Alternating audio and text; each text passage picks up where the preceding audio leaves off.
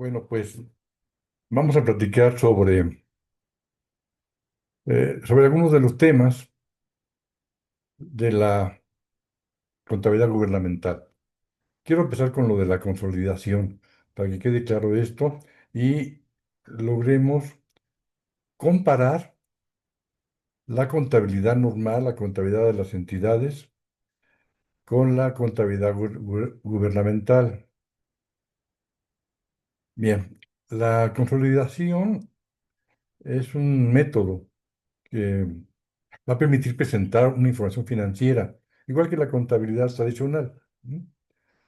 Pero en este caso, lo que busca es unir las contabilidades de varios entes públicos, como si fuera un solo sector institucional. Este método consiste en la eliminación de las transacciones y o saldos entre las unidades institucionales a consolidar, lo que permite conocer el cambio en el patrimonio, la posición financiera y o las actividades de un sector institucional con el resto de la economía. Esto es parecido a la contabilidad tradicional cuando se refiere a sucursales. Cada sucursal lleva su sistema contable, su registro contable, y tiene la obligación de unir todas las sucursales, su información financiera, para crear una contabilidad consolidada. ¿De acuerdo? Para efectos de la formulación de estados financieros que se consolidan, los entes públicos se deben agrupar de acuerdo a lo dispuesto, a lo que ya está manejado en la ley, ¿no? Lo dispuesto en la clasificación administrativa y con ello, pues, reflejar una información global del sector al que pertenecen.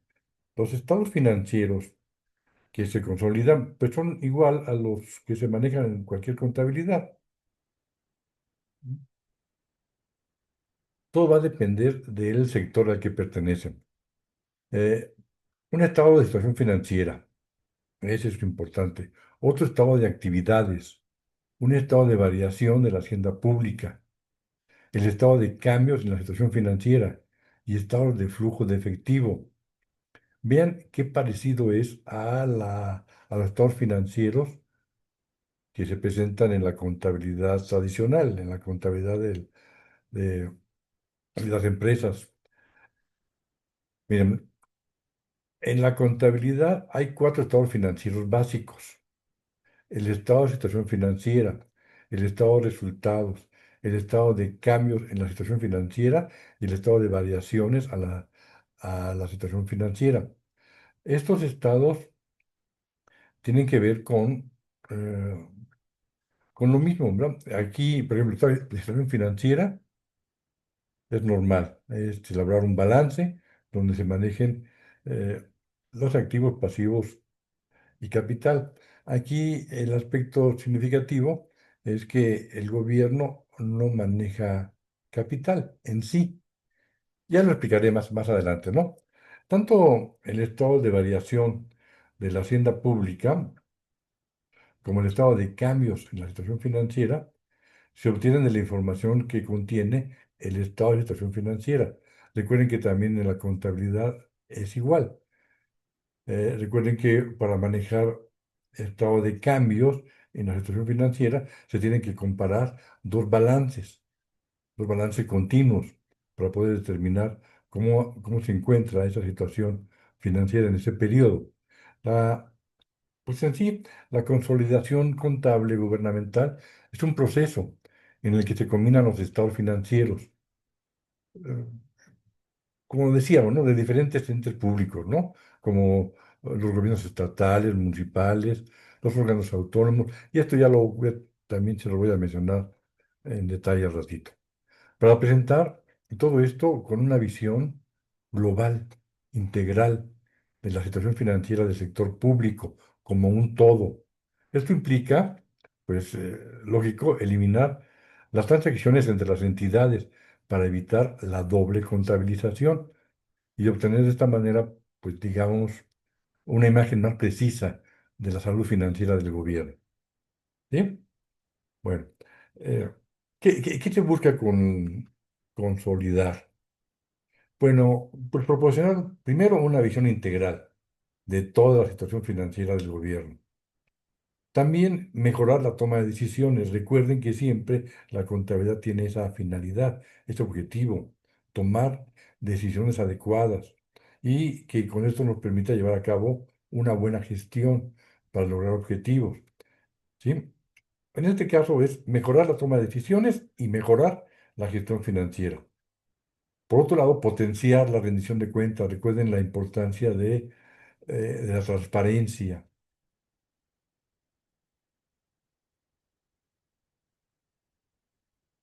¿Qué entidades tienen que estarse consolidando?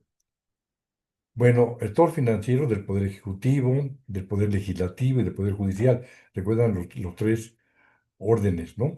Y aparte van a estar los órganos autónomos de la Federación, las entidades federativas y los gobiernos municipales. Básicamente es esto, ¿no? A ver, les repito, el Poder Ejecutivo, el Poder Legislativo y el Poder Judicial.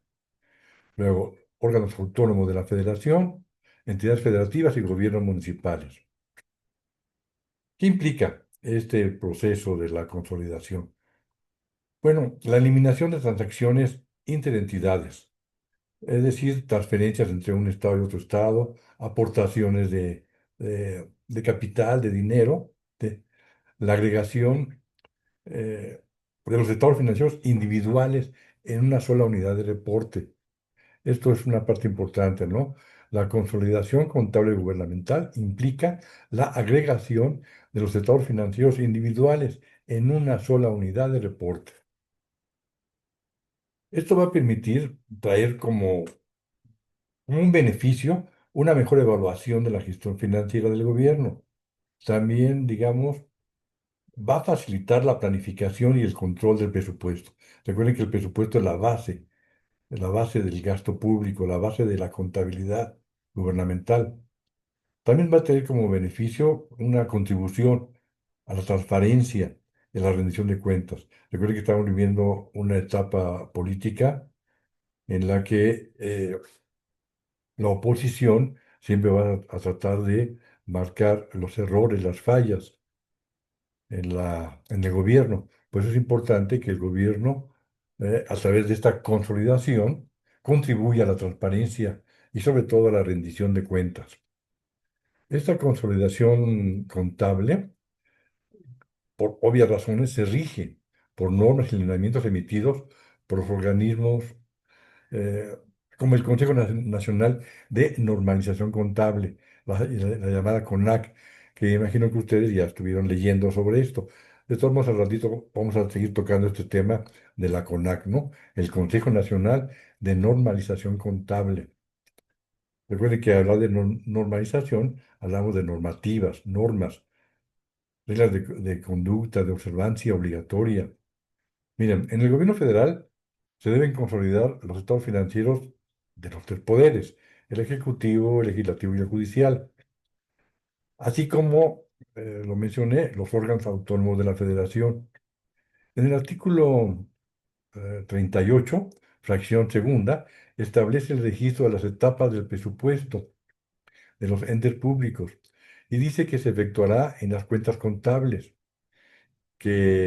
por supuesto, para tal efecto, se establezcan tanto en lo relativo al ingreso, el estimado, el modificado, el devengado y el recaudado. Recuerden, y también lo voy a comentar al ratito, eh, el presupuesto se basa en los ingresos, en el presupuesto de ingresos que va a tener, principalmente en la recaudación fiscal. Por lo tanto, ese va a ser la base para poder determinar el presupuesto de egresos.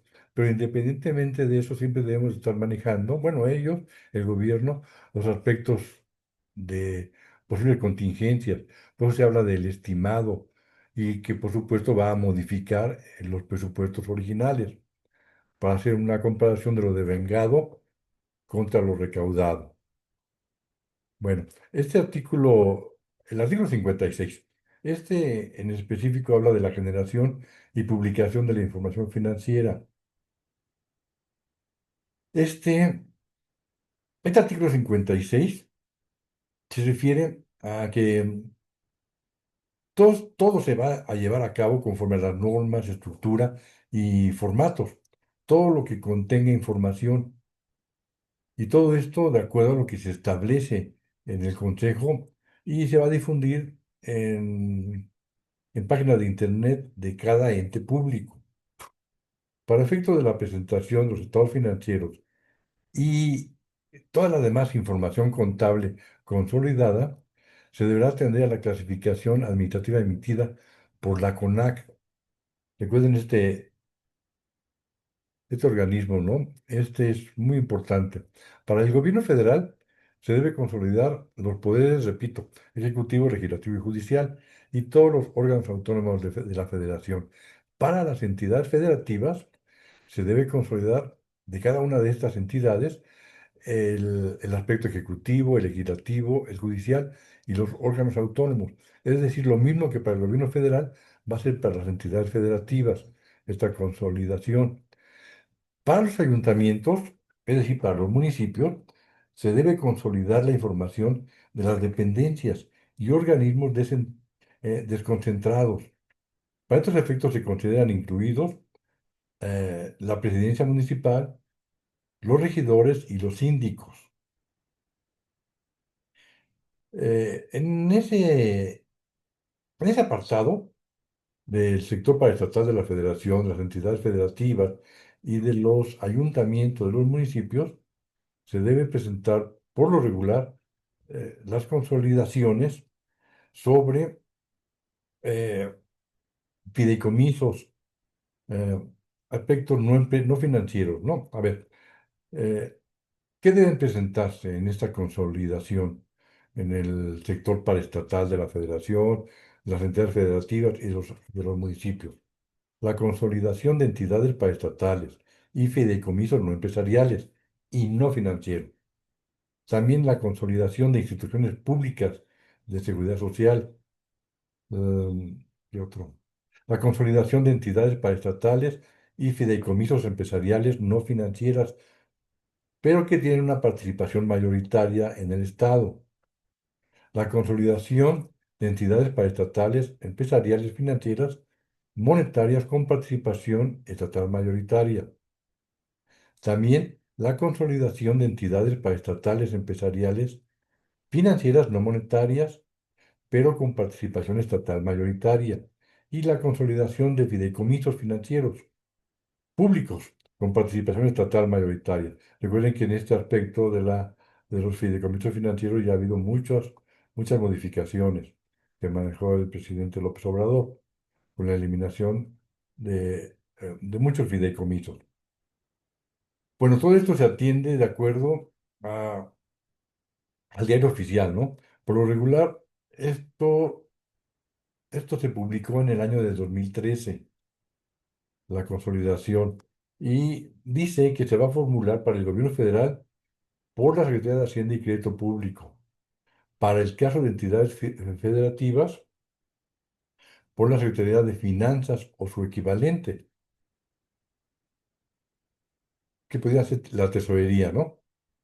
Por lo que estos entes públicos de la entidad federativa remitirán la información en los términos y siguiendo los conductos que la misma Secretaría de Finanzas o su equivalente le solicite. Recuerden que todo esto va a ser adicional. Para el caso de los ayuntamientos, es decir, los municipios, el aspecto municipal, por la misma tesorería municipal, la Secretaría de Finanzas municipal o su equivalente. Por lo que los entes públicos municipales van a remitir la información en los términos y por los conductos que la misma tesorería municipal o la Secretaría de Finanzas o su equivalente les pida, les solicite. Miren, los estados contables a consolidar deberán corresponder siempre, ya también lo tocaré más adelante, al mismo periodo y deberán contener todas las operaciones realizadas entre las fechas de inicio y las fechas de cierre, por supuesto, del periodo que se va a consolidar.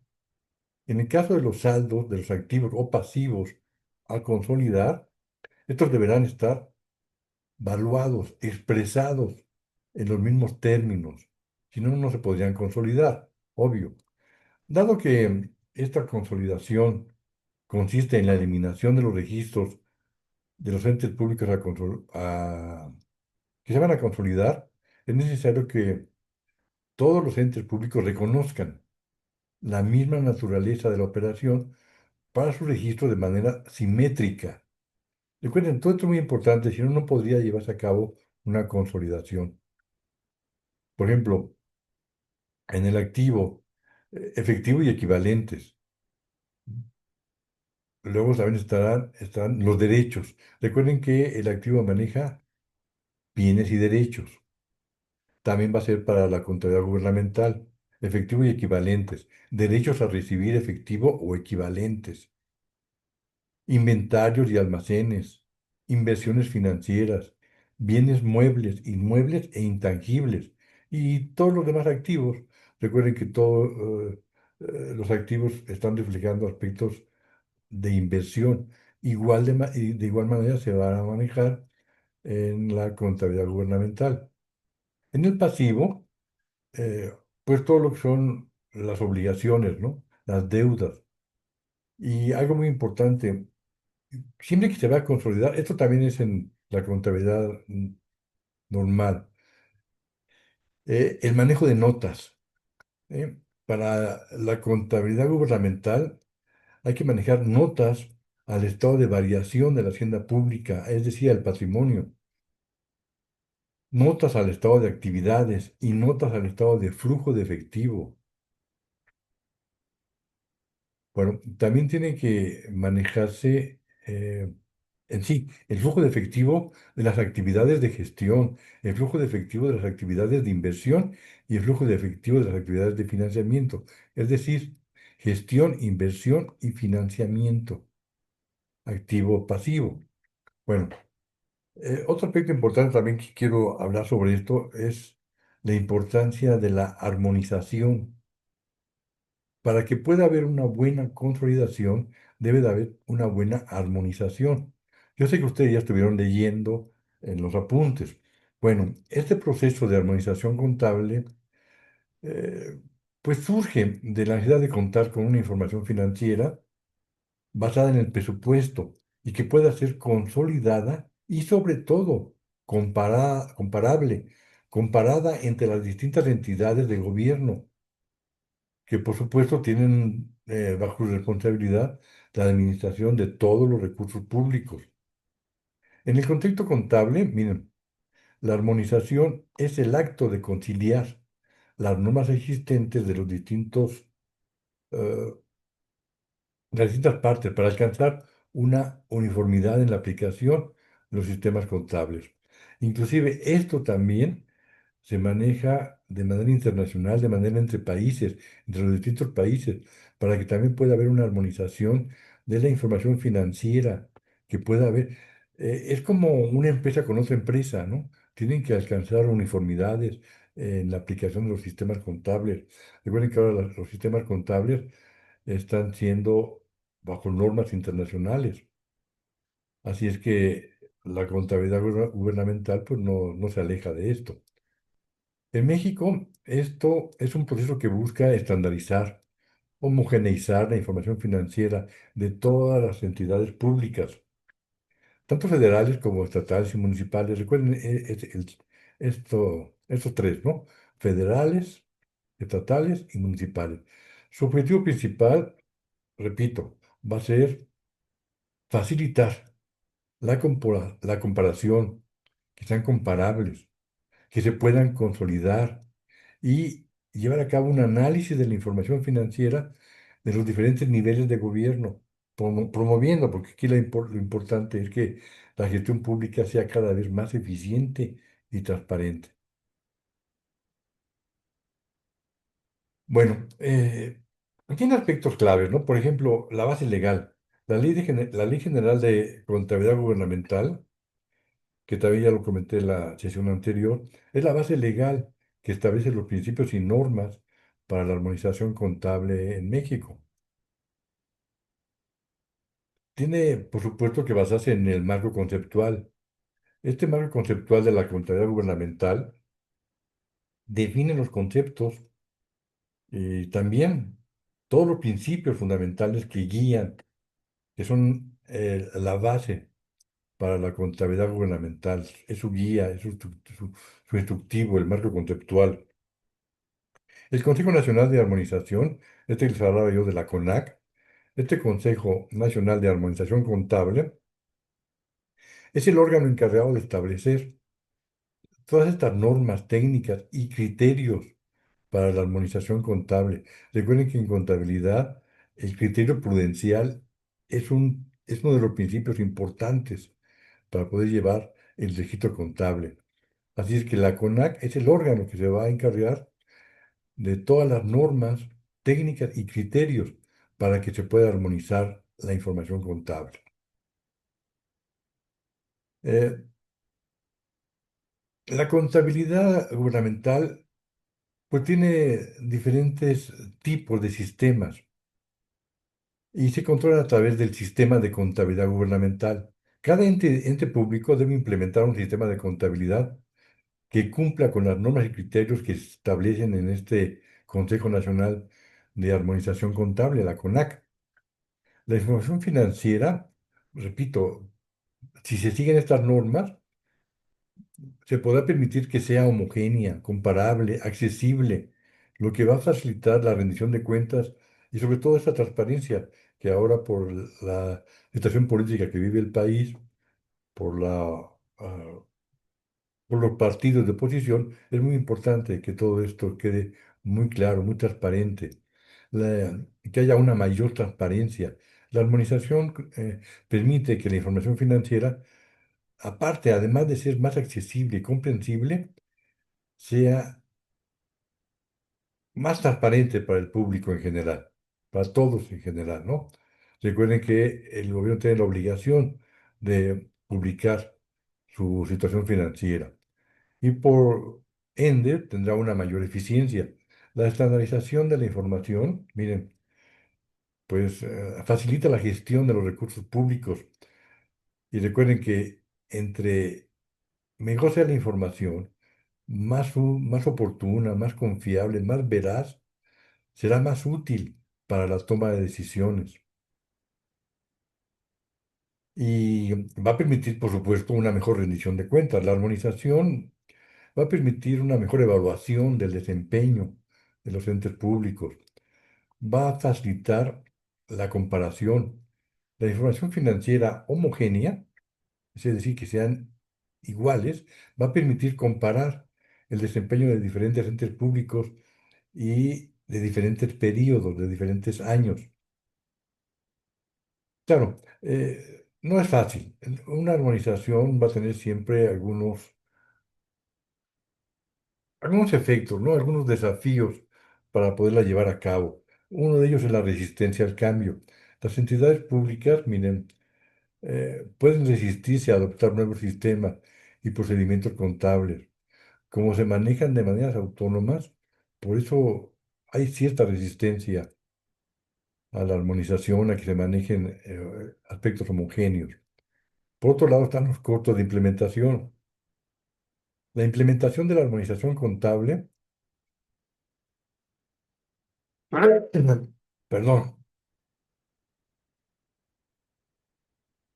digo, es los costos de implementación, ¿no? Esta implementación de la armonización necesita de, de una inversión significativa, tanto en capacitación como en tecnología.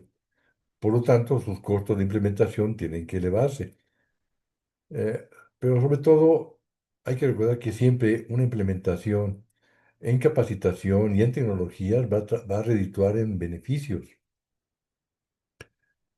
La normativa contable puede ser compleja y difícil de entender, ¿no? Toda esta complejidad de la normatividad, pues por razones obvias, no es fácil de entender, ¿no? De manejarla.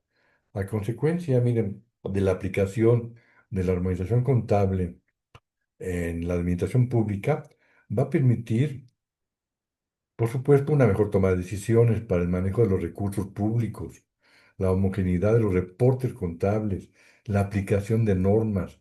mayor transparencia y rendición de cuentas. Miren, le voy a hablar de los famosos postulados, que también ustedes ya lo debieron de haber leído. Recuerden que estas pláticas que hacemos son con base en lo que ustedes ya leyeron en los documentos del aula. El ente público, por supuesto, tiene existencia permanente, al igual que las empresas. Todas las entidades públicas se manejan bajo este criterio de que su existencia es permanente, salvo modificaciones posteriores al mandato constitucional, ley o decreto que lo creó, en el que se especifique lo contrario, ¿sí? Que es muy difícil porque se tiene que manejar modificaciones de la Constitución. Por lo tanto, el ente público tiene existencia permanente. La vida del ente público se divide en periodos uniformes que siempre serán de un año calendario para efectos del registro de sus operaciones y de la rendición de cuentas. Recuerden que al igual que la contabilidad tradicional, normal, tiene que haber una revelación suficiente. Los estados financieros deben incluir información suficiente y relevante. Recuerden que siempre hablamos sobre estas características de la información. Para que pueda ser útil, debe ser suficiente, comparable, veraz, para mostrar amplia y claramente los resultados y la situación financiera del ente público, sustentada en la contabilización de cada una de las transacciones, por supuesto en términos brutos, con base en la documentación contable. Recuerden que todo registro contable tiene que tener su comprobación, la documentación contable original que la respalde y cumpla con las características cualitativas que se requiere. En el aspecto gubernamental, este es uno de los puntos más significativos, porque es donde más corrupción y fraudes había. Ahora, con la eliminación de la corrupción en este sector público, pues ya de alguna manera todo esto se está volviendo de una manera eh, más transparente, ¿no? Siempre hay una documentación que ampara el registro contable. Por otro lado está la importancia relativa. Recuerden que esto lo vimos en auditoría, la famosa importancia relativa. Los estados contables, presupuestarios y patrimoniales deben mostrar todas las partidas y elementos que son de importancia para tomar decisiones. Habrá mucha información financiera, pero no toda se necesita para la toma de decisiones. Es importante para la información integral, pero la importancia relativa se refiere a la toma de decisiones, a lo que realmente es importante para tomar decisiones, efectuar evaluaciones y rendir cuentas. Por otro lado está la integración de la información. La información de los diferentes entes públicos se integra en la contabilidad en los mismos términos que se presentan en el decreto del presupuesto de egresos. Recuerden esto, el presupuesto de egresos es la base. Bueno, es una cadena, ¿no? Para el presupuesto de egresos se basa en la ley de ingresos de la Federación y el presupuesto de egresos es la base para el gasto público. Bueno, también se lo tocaré otra vez al ratito, para no salirme del tema, ¿no? Bueno, por otro lado está el control presupuestario. El registro presupuestario, es decir, vamos con base en el presupuesto, que es la determinación de lo que se va a gastar, todas las entidades tienen que estar controladas. El registro presupuestario de la ejecución del ingreso y el ejercicio del gasto en entes públicos se debe reflejar en la contabilidad, porque se supone que ya está manejado con anticipación, considerando sus efectos patrimoniales y su vinculación con los objetivos determinados. Recuerden que al igual que las entidades, siempre se va a buscar alcanzar los objetivos. Bueno, por otro lado, la contabilización de las transacciones de gasto se reconocerán conforme a la fecha de su realización, independientemente de su pago. ¿Sí? ¿Se acuerdan que esto lo conocemos en contabilidad como la base en lo devengado? Repito, la contabilización de las transacciones eh, se van a reconocer conforme a su fecha en que se llevan a cabo, en que se realizan, independientemente de la fecha de su pago. Las de ingreso cuando se realicen efectivamente y se registrarán en los activos correspondientes cuando exista jurídicamente el derecho de cobro. No hay ninguna diferencia en cuanto a la contabilidad que conocemos, base en lo devengado. Por otro lado, también está el costo histórico. Los derechos, obligaciones y transformaciones patrimoniales se deben registrar reconociendo el importe inicial conforme a la documentación comprobatoria y justificativa que lo respalde, identificando claramente, digo, obvio, los diferentes componentes que lo integran. Recuerden que todo esto para nosotros los contadores, pues son los principios básicos, los componentes, los postulados. Fíjense, el ente público debe reconocer en la contabilidad la representación dual de las transacciones. ¿A qué se refiere esto? A la dualidad económica. ¿Se acuerdan de el famoso cargo y abono? A la teoría del cargo y el abono. Es exactamente igual. El ente público debe reconocer la las transacciones de manera dual, aplicando siempre la teoría del carro y el abono, que a todo carro le corresponde un abono, o varios, ¿no? Conforme a derechos y obligaciones,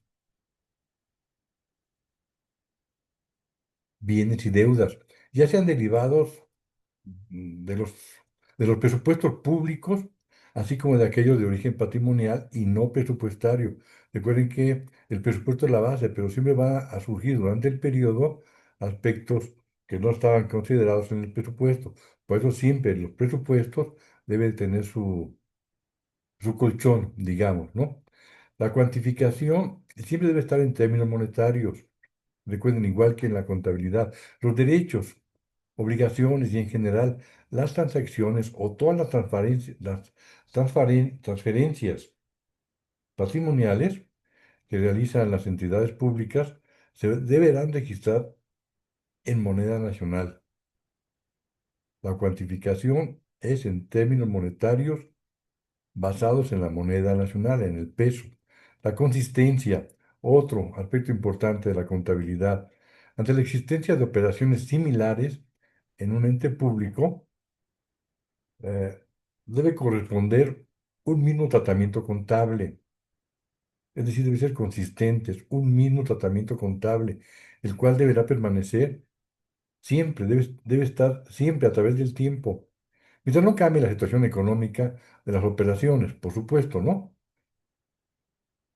Eh, Esto debe permanecer a través del tiempo, en tanto no cambie la sustancia económica de las operaciones, para conocer su evaluación mediante la comparación de los estados financieros. Por eso es importante que sean consistentes y que cumplan con las disposiciones legales, ¿no? Al igual que como ya lo conocemos. Los entes públicos, todas las entidades del, del gobierno, hablamos otra vez de la federación, entidades y municipios, deben observar las disposiciones legales que les sean aplicables en cada una de las transacciones, en su registro y en general en cualquier aspecto relacionado con todo el sistema contable basado en el presupuesto, en el gasto público, ¿sí? El cumplimiento de las disposiciones legales. Miren, también no quiero dejar pasar, bueno, ya hablamos de las normas de contabilidad gubernamental, las normas de información financiera, pero quiero tocar el aspecto de la auditoría. Estamos viviendo una época en donde la auditoría no nada más está en el mismo gobierno. La revisión, la fiscalización, la inspección, eh, está no nada más en la oposición, en los partidos políticos de la oposición, está en todas partes, ¿no? Por ejemplo, por eso la auditoría gubernamental tiene una importancia muy significativa. Miren. La auditoría, puede haber diferentes tipos de auditoría, eso ya lo vimos también, ¿no? La auditoría financiera, la auditoría programática, la auditoría presupuestal, la auditoría de obra pública o la de inversiones, la auditoría sobre los aspectos legales, la legalidad, la auditoría de desempeño, la auditoría de sistemas, la auditoría a los recursos federales que ejercen cada entidad federativa y los municipios. Esto se conoce como los tipos de auditoría gubernamental. Así es que recuerden, ¿no? ¿Cuál es la finalidad? Pues poder dar una opinión sobre cómo se encuentra la situación financiera de las entidades públicas. La auditoría, a diferencia de las auditorías que conocemos, que estuvimos viendo, esta auditoría es constante, no está abarcando una parte de la revisión. Por lo regular, siempre se aplica en una forma global, integral. Bien, ahora, por otro lado, se aplica a todos los sistemas de contabilidad. Recuerden que los sistemas de contabilidad son registros que procesan los eventos públicos, los presupuestos y financieros de las entidades públicas. A ver, espérenme.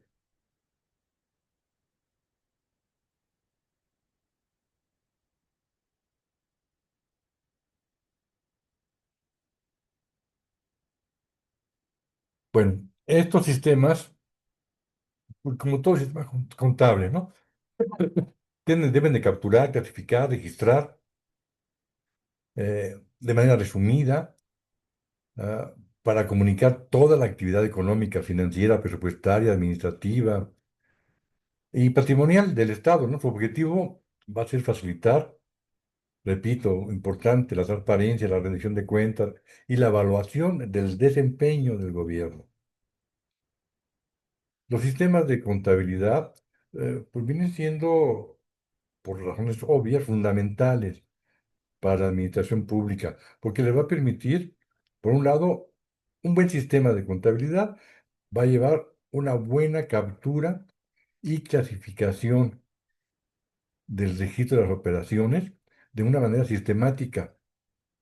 Es decir, la captura y clasificación de las transacciones, eventos y transformaciones identificables. También se habla sobre eh, el control y la fiscalización. Va a facilitar el seguimiento, evaluación y sobre todo los aspectos fiscales de las operaciones de todas estas entidades gubernamentales. Repito, va a permitir una efectiva transparencia en la rendición de cuentas. Va a lograr una uniformidad en la aplicación de las normas contables, lo que vimos ya como la armonización. Eh, Tiene como una función clave llevar un registro detallado de todas las transacciones presupuestarias, patrimoniales, financieras, económicas, generar informes a través de la elaboración de estados financieros y otros informes que sean importantes y necesarios para poder reflejar la situación económica de cada una de estas entidades, del gobierno en general. Va a proporcionar información que permita analizar los datos, eh, un análisis de la situación económica, financiera y presupuestaria. Siempre va a estar este aspecto, ¿no? El aspecto del presupuesto. Recuerden que el presupuesto tradicional, el presupuesto contable, es el registro de las operaciones que aún no se han efectuado. Por eso es importante que el gobierno aplique el presupuesto para el manejo de sus registros contables, los que ya se van a llevar a cabo, siempre basados en ese control presupuestal, ese control que va a estar comparando lo presupuestado contra lo real, contra lo realmente llevado a cabo. Pues es importante el control presupuestal, ¿no? Y por supuesto, va a haber partidas que van a estar fuera del presupuesto, partidas fuera del presupuesto, que se tienen que analizar. Miren, hay diferentes tipos de sistemas. Uno de los sistemas integrales de la Contraloría Gubernamental más completo, el que más utilizan, eh, que también ya lo tocaré con más detalle un poquito más adelante, y no me da tiempo, pues lo tocaremos para una siguiente. Lo importante es que se vea que hay diferentes sistemas. Miren, puede haber 5 sistemas, ¿no? En que puede estarse manejando la contabilidad gubernamental, ¿no? Y esto lo voy a tocar, estos 5 sistemas, lo voy a hablar más adelante con detalle cada uno de ellos, ¿no? Su aspecto importante ya sabe lo mismo, ¿no? La armonización, el cumplimiento normativo y la transparencia. Eh, ¿Cuál es el sistema que más utiliza el gobierno? ¿No? Pues el Sistema Central de Informes Contables, el llamado CARS, CARS. Este sistema maneja la contabilidad y los informes de todas las agencias federales. Bueno, este sistema, pues, obvio, igual va a manejar, ¿no? Diferentes subsistemas. El sistema de diario mayor único, el sistema de diario tabular, todos estos son subsistemas, ¿no? El sistema de diario y caja, el sistema centralizador, el sistema de pólizas, el sistema de cuentas por cobrar y el sistema de cuentas por pagar.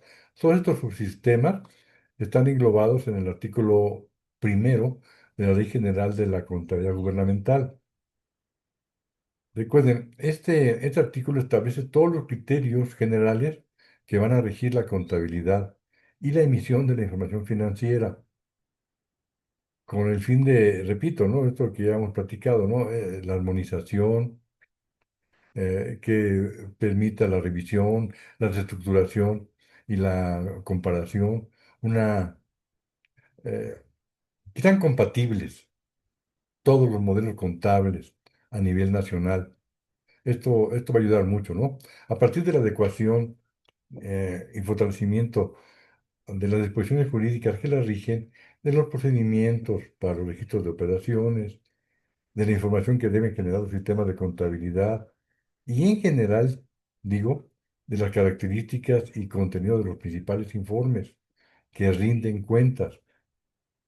Bueno, pues repito, ¿no? En este sentido, en lo relativo al sistema, cabe señalar que en el artículo cuarto, fracción 29 de esta ley, se refiere a que el sistema de contabilidad gubernamental de cada entidad pública va a utilizar como instrumento de la administración financiera gubernamental de manera consolidada.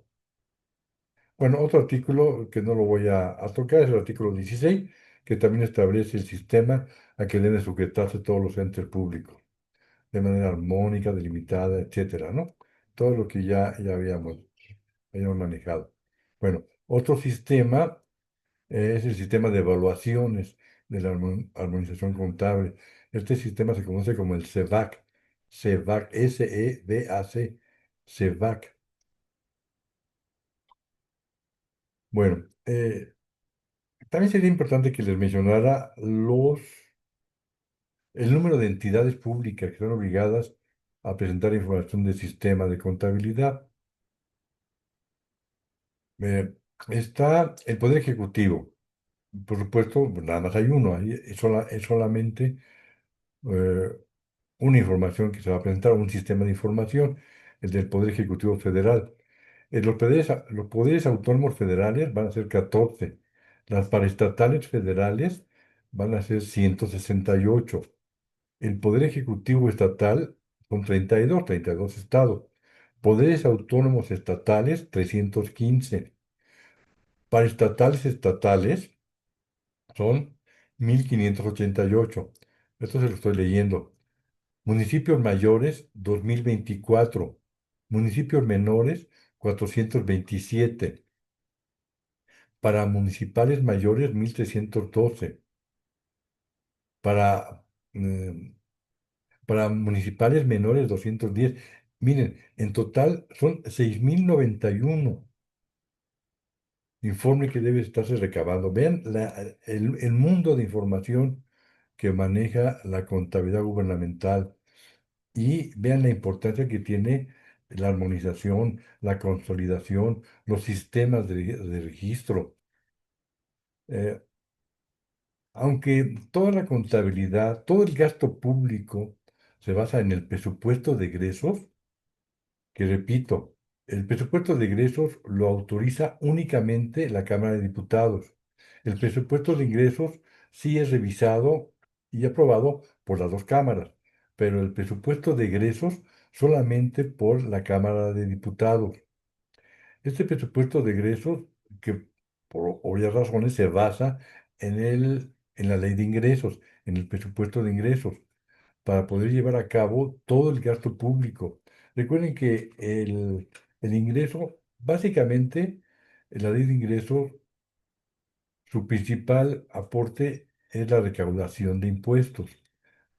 Con base en la recaudación de impuestos que se tiene del periodo anterior, y con base en las devaluaciones, la inflación, muchos aspectos que toman en cuenta, que también ya los hemos comentado, se va a basar el siguiente presupuesto.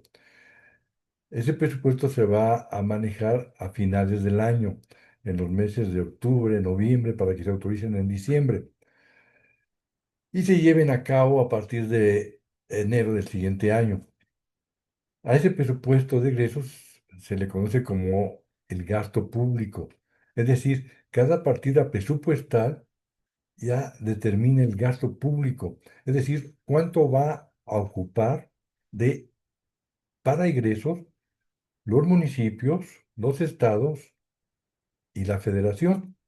Por eso es tan importante que la contabilidad siempre esté acorde con un control presupuestal, porque cuando salgan partidas no presupuestadas, partidas que no se incluyeron en el presupuesto y que siempre salen, siempre surgen, se consideren para los siguientes presupuestos, para ir ajustando. Recuerden que el presupuesto posee una contabilidad adelantada, tiene que irse ajustando a la realidad.